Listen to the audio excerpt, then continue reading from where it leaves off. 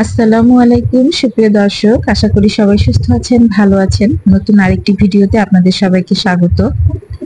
আজকে যে রেসিপিটা তৈরি করব সেখানে কোনো চাল ব্যবহার হয়নি, অথচ পায়েস রান্না করে ফেলেছি। খুব মজার একটা রেসিপি, তাই না?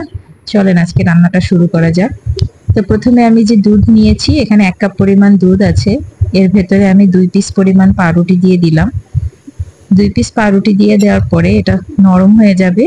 নরম হয়ে যাওয়ার পরে খুব ভালোভাবে এটাকে আমি ভেঙে নিব, অর্থাৎ চামচ দিয়ে হোক, হাত দিয়ে হোক বা ব্লেন্ডার করেও নিতে পারেন, তবে আমি ব্লেন্ডার করিনি। পাউরুটিটা চামচের সাহায্যে ম্যাশ করে নিয়েছি। ভিজে যাওয়ার পরে নরম হয়ে যায়, চামচ দিয়ে আলতো করে নাড়া দিলেই কিন্তু পাউরুটিগুলো ভেঙে যাবে। হালকা একটু দানা দানা ভাব রেখেছি। পাউরুটিটা সাইড করে রেখে দিলাম। একটা ফ্রাই প্যান নিয়েছি, 1/2 কাপ পরিমাণ চিনি নিয়েছি।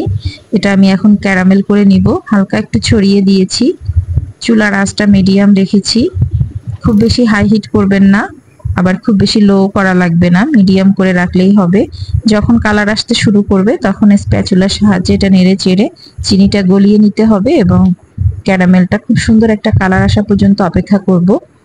অতিরিক্ত কালার নিয়ে আসলে কিন্তু তেতো লাগবে, সেদিকটা খেয়াল রাখতে হবে। যখন একটা সুন্দর কালার চলে এসছে তখন আমি দুধ দিয়ে দিয়েছি। এখানে 2 কাপ পরিমাণ দুধ দিয়েছি। দুধটা দেওয়ার পরে নাড়াচাড়া করে খুব ভালোভাবে ক্যারামেলটা মিশিয়ে নিব। একটু নাড়াচাড়া করলেই ক্যারামেলটা খুব ভালোভাবে দুধের সাথে মিশে যাবে এবং খুব সুন্দর একটা কালার দুধে আসবে, যার কারণে ক্যারামেলটা দেয়া হয়েছে। এরপরে আমি আবার একটু চিনি দিয়ে দিলাম। এখানে 1/2 কাপ পরিমাণ চিনি ব্যবহার করেছি। মিষ্টির পরিমাণটা হালকা হবে এই মেজারমেন্টে। যদি আপনি চিনি একটু বেশি খান তাহলে আরেকটু বাড়িয়ে দিতে পারেন। আপনার পছন্দ অনুযায়ী টেস্ট করে আরেকটু বাড়িয়ে কমিয়ে দিতে পারবেন। এই পর্যায়ে চিনিটা একটু গলে গেলে পাউরুটি এবং দুধ ভিজিয়ে রেখেছিলাম সেটা দিয়ে দিলাম। এটা দিয়ে খুব ভালোভাবে নেড়েচেড়ে মিশিয়ে নিয়েছি এবং এর টেস্টের আরেকটু ডিফারেন্ট নিয়ে আসার জন্য আমি এখানে 1 চা চামচ কফি ব্যবহার করেছি। এটা যদি আপনাদের কাছে ভালো না লাগে স্কিপ করতে পারেন, তবে কফিটা দিলে কফির ফ্লেভারটা কিন্তু খারাপ লাগে না, ভালোই লাগে। একটা হ্যান্ড হুইস্কের সাহায্যে খুব ভালোভাবে আমি এটা মিক্স করে নিচ্ছি। কফির যেন কোনো লাম্পস না থাকে সেদিকটা খেয়াল রাখতে হবে। খুব ভালোভাবে নাড়াচাড়া করতে করতে যখন এটা পায়েসের মতো ঘন হয়ে এসছে, এ পর্যায়ে আমি এটা বাটিতে ট্রান্সফার করে নিয়েছি।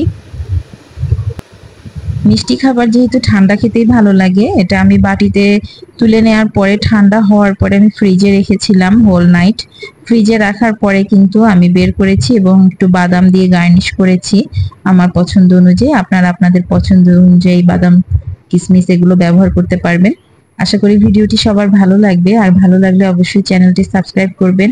আর এই খাবারটা কিন্তু সত্যিই খেতে ভালো লেগেছিল। চাল ছাড়া পায়েস যে কাউকে আপনি বানিয়ে তৈরি করে খাওয়াতে পারবেন এবং খুব অল্প সময়ে কিন্তু ডেজার্ট আইটেমটি তৈরি করা যায়। সবাই সুস্থ থাকবেন, ভালো থাকবেন। আজকে এই পর্যন্তই। আল্লাহ হাফেজ।